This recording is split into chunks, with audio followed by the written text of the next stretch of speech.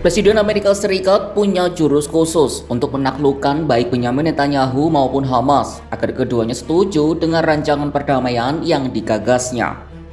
Cara Donald Trump ini jauh dari negosiasi konvensional, bukan diplomasi halus yang dipenuhi kata-kata manis, tapi dengan cara kasar, tekanan, gertakan, bahkan penghinaan di muka publik. Trump tak segan mempermalukan sekutunya sendiri, bahkan menegurnya di depan dunia. Inilah dead cat diplomasi, sebuah strategi mencolok, melemparkan kucing mati di depan pintu lawan. Tujuannya agar tak ada lagi yang bisa bersembunyi dari kegagalan. Tapi seperti apa persisnya jurus dead cat Trump ini? Bagaimana cara ini juga berhasil pada Hamas? Simak selengkapnya dalam video berikut.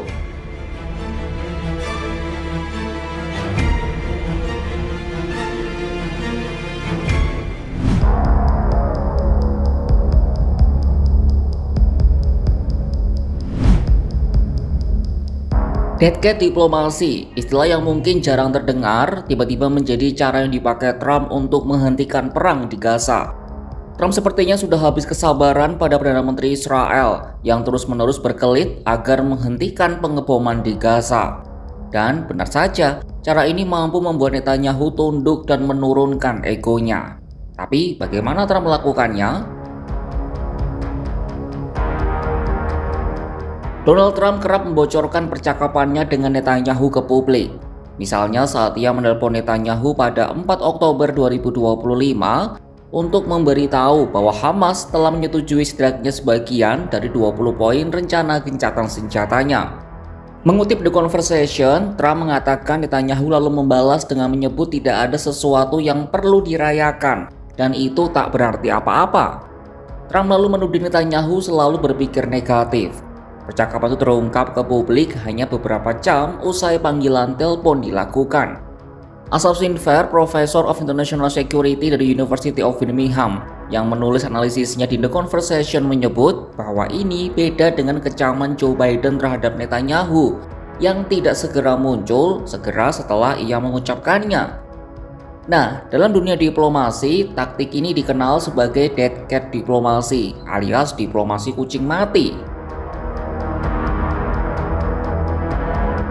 Sinfer membeberkan bahwa taktik ini pertama kali dipakai ex-menteri luar negeri AS periode 1989 hingga 1992 James Baker. Saat itu ia bertugas membujuk tim Suriah, Israel, dan Palestina untuk menghadiri konferensi perdamaian di Madrid pada 1991. James Baker telah melakukan 8 kunjungan ke wilayah itu dalam beberapa bulan, juga mengerahkan seluruh sumber daya dan keahlian yang dimilikinya. Namun ia juga frustrasi dengan penolakan masing-masing pihak untuk menghadiri konferensi. Karena kehabisan pilihan, Baker menyimpulkan bahwa dalam kondisi seperti ini, satu-satunya cara yang ia punya adalah dengan secara terbuka menyalahkan negosiator yang keras kepala atas kegagalan negosiasi. Ia lalu mengancam delegasi agar jangan membiarkan kucing mati berada di depan pintu kandang. Inilah kenapa strategi ini terkenal dengan nama dead cat diplomasi yang ternyata efektif. Sebab efeknya adalah tidak ada pihak yang ingin tampil di depan umum sebagai pihak yang menentang perdamaian.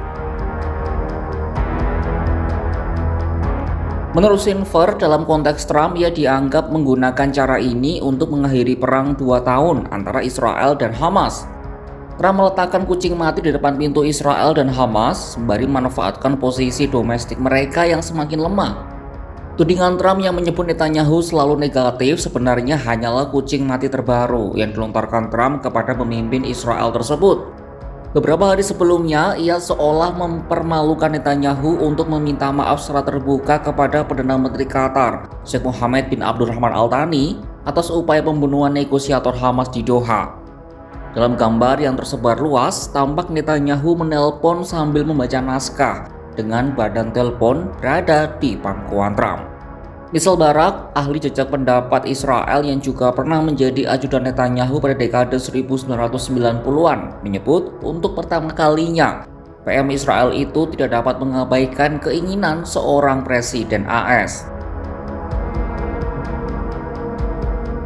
Beberapa hari kemudian, Trump mengunggah gambar protes di Tel Aviv untuk mengakhiri perang dan melawan Netanyahu di akun Truth Social pribadinya. Amplifikasi publik terhadap suara-suara kritikus Netanyahu di dalam negeri telah membuat Trump tidak dapat lagi menyalahkan siapapun atas kebuntuan ini. Diplomasi kucing mati juga dilakukan Trump pada kelompok Hamas. Pertama, dengan menyempurnakan rencana perdamaian sambil mengecualikan Hamas dari prosesnya. Kemudian di Truth Social yang menyalahkan Hamas sebagai hambatan tersisa untuk mengakhiri perang. Trump memanfaatkan posisi Hamas yang semakin terisolasi dengan menyatakan bahwa Hamas adalah satu-satunya pihak yang tidak menerima rencana tersebut.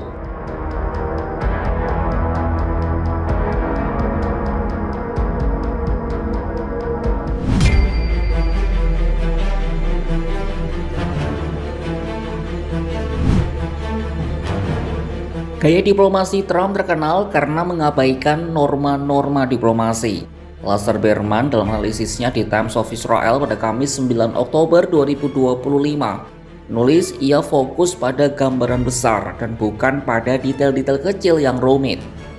Namun cara ini terbukti efektif menggalang dukungan terutama dari negara-negara Arab dan mayoritas Muslim. Ex-Duta Besar Israel untuk AS Michael Oren menyebutnya sebagai salah satu bentuk diplomasi paling elegan dalam beberapa tahun terakhir. Lazar bahkan berpendapat Trump layak untuk mendapat hadiah Nobel Perdamaian, seperti yang selama ini diidam-idamkannya. Meski begitu, taktik Trump tidak menjamin apakah pada akhirnya dapat menghasilkan perdamaian yang langgeng antara Israel dan Palestina.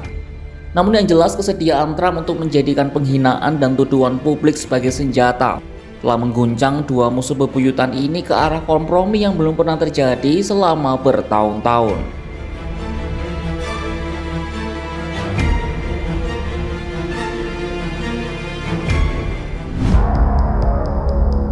Donald Trump bukan diplomat yang duduk tenang di balik meja perundingan. Ia berdiri di atasnya, berteriak, menggertak, dan membuat lawannya tak sempat bersembunyi. Inilah diplomasi gaya Trump, keras, terbuka, dan penuh resiko. Ia tak segan melempar kucing mati ke depan pintu siapapun, Netanyahu, Hamas, bahkan sekutunya sendiri, agar publik tahu siapa yang sebenarnya menghambat perdamaian. Di tangan Trump, diplomasi tak lagi berbentuk bisikan lembut di ruang tertutup, melainkan perang opini di ruang publik. Antara negosiasi dan panggung politik batasnya kian kabur. Mungkin caranya kasar, mungkin juga berhasil. Trump paham satu rahasia lama dunia politik, bahwa kadang untuk memaksa perdamaian, seseorang harus lebih berisik dari suara perang itu sendiri. Saksikan kabar lainnya hanya di kanal YouTube Kompas.com.